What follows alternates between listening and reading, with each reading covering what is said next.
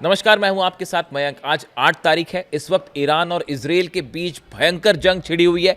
दोनों तरफ से हमले जारी हैं, लेकिन इस बीच एक बेहद अहम खबर आई है। ये खबर आई सऊदी अरब से। सऊदी के एयरबेस प्रिंस सुल्तान एयरबेस पे अल खर्ज में है, जो यहां पर दो बड़े धमाके सुनाई दिए हैं। देखिए, प्रिंस सुल्तान एयरबेस ये वो जगह है जहां पर अमेरिका के फाइटर जेट्स हैं। अमेरिका के F-35, F-16, F-18 fighter jets यहां पर तैनात हैं।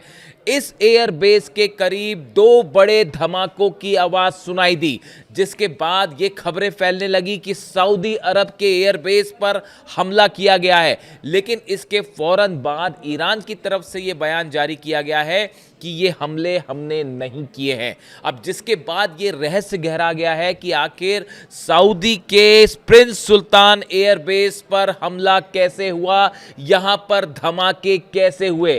क्या ये कोई फॉल्स फ्लैग ऑपरेशन था, यानी कि ईरान के ऊपर आरोप लगाने के लिए और सऊदी और ईरान के बीच तनाव पैदा करने के लिए ये हमले किए गए? एक जो थ्योरी कह रही है। दूसरी एक संभावना, इससे भी इनकार नहीं किया जा सकता। देखिए, ईरान में जिस पैटर्न पर ईरान की सेना अलग अलग हिस्सों में बटी हुई है, मोज़ाइक पैटर्न आप जानते हैं, जहां पर ईरान की सेनाओं के बीच में, यूनिट्स के बीच में आपस में कोई संपर्क नहीं होता और उनको बता दिया गया है कि किस हालात में क्या काम करना है। ऐसे में बड़ा सवाल ये भी है कि क्या ईरान की किसी यूनिट ने, जब हमले हुए इजराइल की तरफ से, उसके बाद क्या ईरान की किसी यूनिट ने हमला कर दिया सऊदी के बेस पर? इस तरह के भी अलग अलग दावे हो रहे हैं, लेकिन अभी तक ईरान का ऑफिशियल बयान ये है कि हमारी तरफ से सऊदी के बेस पर किसी तरह का कोई हमला नहीं किया गया। सऊदी में इस समय जितने एयर बेस है, सब पर अलर्ट है, सायरन बज रहे हैं, लोगों को घर में रहने की सलाह दी गई है। देखिए, प्रिंस सुल्तान एयरबेस वो जगह है अल खर्ज इलाके में जहां पर पहले भी लगातार ईरान की तरफ से जो है बैलिस्टिक मिसाइल्स फायर की गई और यहां पे अमेरिकी जेट्स को बड़ा नुकसान हुआ था। और जिस तरह से आज इजराइल ने हमला किया, उसके बाद पूरा सऊदी अलर्ट पर है, बहरीन अलर्ट पर है, यूएई अलर्ट पर है, जॉर्डन में जो है वो लगातार सायरन बज रहे हैं। सबने अपने एयर स्पेस बंद कर दिए। इस समय जो खबरें आ रही है, सीरिया ने अपना जो है एयर स्पेस बंद कर रखा है, जॉर्डन में एयर स्पेस बंद है, ईरान में तो एयर स्पेस बंद है ही। यानी आप देखिए, 12 देशों में एक बार फिर जबरदस्त तनाव देखने को मिल रहा है। तो सऊदी पे धमाके सऊदी में कैसे हुए, ये अभी तक एक रहस्य बना हुआ है।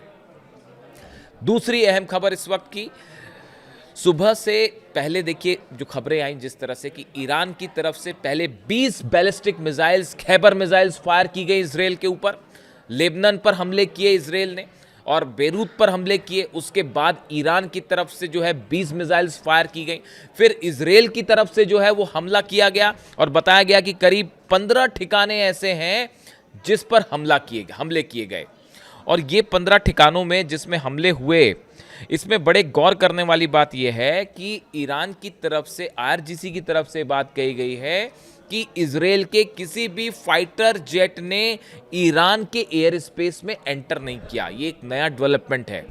यानी F-16 या F-35 से जो मिसाइल्स फायर की गई, वो ईरान के एयर स्पेस के बाहर से ही फायर की गई। देखिए, ये कैपेबिलिटी है, काफ़ी दूर तक फायर हो सकती है मिसाइल्स। लेकिन इसके अलावा एक बड़ा सवाल ये उठ रहा है कि क्या इन हमलों में अमेरिका की भी भूमिका है? क्या अमेरिका के वॉरशिप से टॉम हॉक या दूसरी मिसाइल्स फायर की गई हैं ईरान के इन 15 ठिकानों पर? देखिए, सुबह सुबह जिस तरह से खबर चली कि डोनाल्ड ट्रंप ने कहा कि मैं अपील करता हूं नेतन्याहू से कि वो हमला ना करें, ईरान ने जो हमला किया उसका जवाब ना दें, इस तरह की बात कही गई।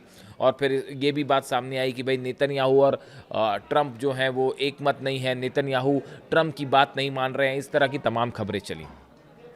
लेकिन जिस पैटर्न पे, जिस तरह से ईरान पर हमले हुए हैं 15 ठिकानों में पिछले 3 से 4 घंटे में, वो ये इशारा कर रहे हैं, ऐसा लगता है कि जो वॉरशिप्स खड़े हुए हैं ईरान के, चाहे वो ओमान की खाड़ी में हो, भूमध्य सागर में हो, इन इलाकों से हो सकता है कि टॉम हॉक मिसाइल्स फायर की गई। भले इसको अमेरिका स्वीकार ना करे, लेकिन ईरान ये मान के चल रहा है कि जो पैटर्न है हम लोग का, ये बिल्कुल उस तरह तरह का है जैसे कि टॉमहॉक मिसाइल्स फायर की गई।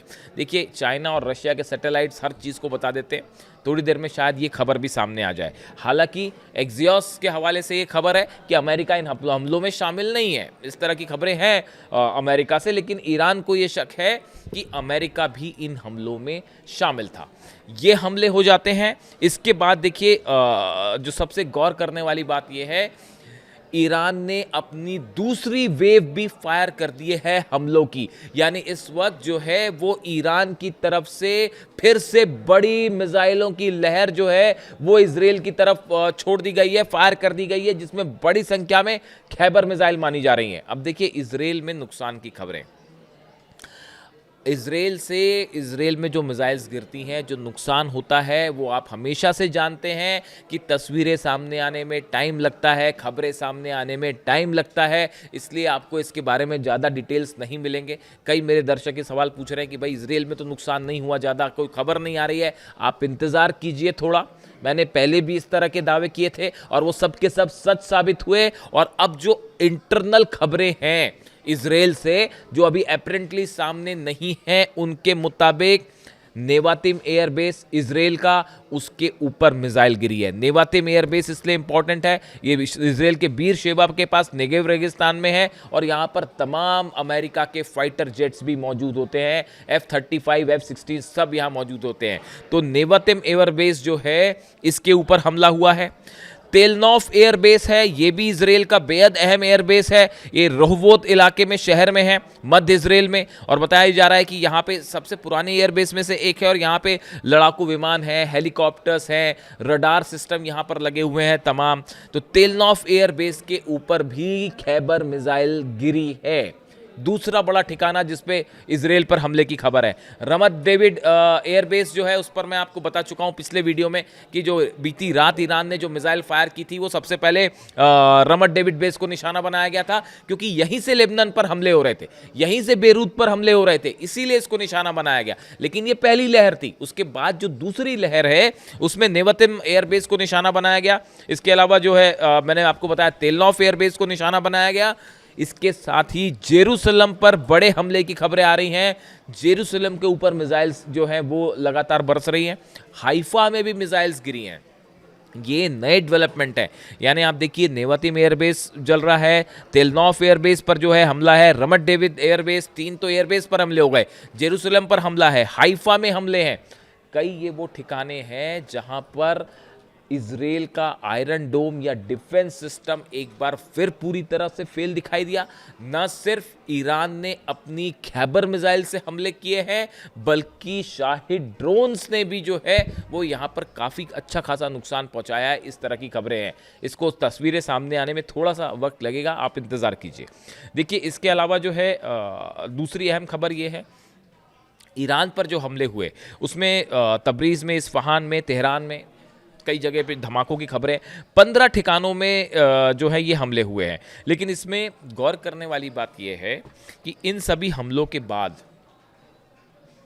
ये माना जा रहा था कि ईरान जो है वो कई अरब देशों पर हमला कर सकता है, इस तरह का अंदेशा था और सब पे अलर्ट भी है सब अरब देशों में। लेकिन फिलहाल जो ईरान का एक्शन है, ईरान के विदेश मंत्री ने, मैं आपको बता चुका हूँ कि करीब 10 से 12 देशों के विदेश मंत्रियों से बात की है और सबको ये बात बताई गई है कि हमारा इजराइल पर निशाने का मकसद है लेबनान पर जिस तरह से हमले हुए, बेरूत पर जिस तरह से हमले हो रहे हैं, और ये अप्रैल में जो सीज फायर हुआ था उसमें तय हुआ था कि लेबनान पर किसी तरह का हमला नहीं होगा। लेकिन इसको लगातार नेतन्याहू ने तोड़ा, इजराइल ने तोड़ा और इसी का बदला लेने के लिए ये हमले किए गए।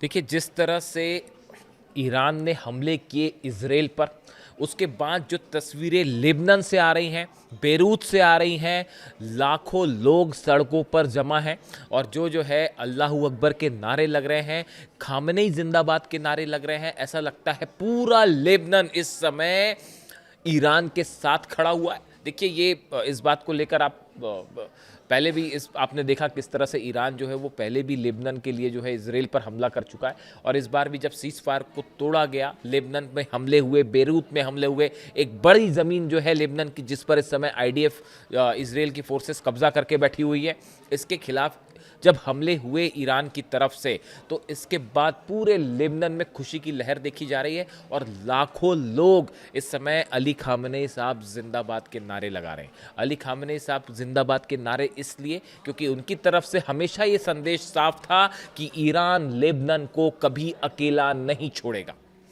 और ये इसी पॉलिसी को अब मुस्तफा खामेनी भी आगे बढ़ा रहे हैं। और इसीलिए लेबनान में इस समय लाखों लोग सड़कों पे हैं और ईरान के समर्थन में नारे लग रहे हैं, अल्लाह अकबर के नारे लग रहे हैं। ऐसी ही तस्वीरें ईरान से सामने आई हैं। ईरान में करोड़ों लोग बीती रात से लगातार सड़कों पे हैं। उन्हें कोई परवाह नहीं कि अमेरिका की मिसाइल गिरेगी या नहीं गिरेगी, उन्हें इस बात की कोई चिंता नहीं है कि इजराइल की तरफ से हमले होंगे या नहीं होंगे। लाखों लोग, करोड़ों लोग ईरान पे सड़कों पे हैं और वो अपनी सरकार के समर्थन में नारे लगा रहे हैं। मुस्तफा खामेनी सुप्रीम लीडर के समर्थन में, ईरान की सेना के समर्थन में नारे लगा रहे हैं। और ईरान की तरफ से जनता की ये मांग है कि अब निर्णायक लड़ाई होनी चाहिए। इजराइल ने जिस तरह से कत्लेआम मचा रखा है, चाहे लिबनन हो, चाहे गजा हो, फिलिस्तीन हो, इन सब का जिस तरह से ईरान पर हमले हुए, इसका बदला लिया जाना चाहिए। ये मांग है ईरान की जनता की। और ऐसे में एक बार फिर 12 देशों में भयंकर तनाव देखा जा रहा है। और कभी भी ये जो जंग है अभी ईरान और इजराइल के बीच तक दिखाई दे रही है, ये कभी भी एक बड़ा रूप ले सकती है। और इसी बीच सऊदी के धमाके जो हैं वो एक रहस्य बने हुए हैं। आज की रात एक बार फिर ये माना जा रहा है कि मिडिल ईस्ट में ज़बरदस्त जो है वो जंग देखने को मिलेगी। जो भी अपडेट होगा आप तक पहुंचाऊंगा। Thank you so much.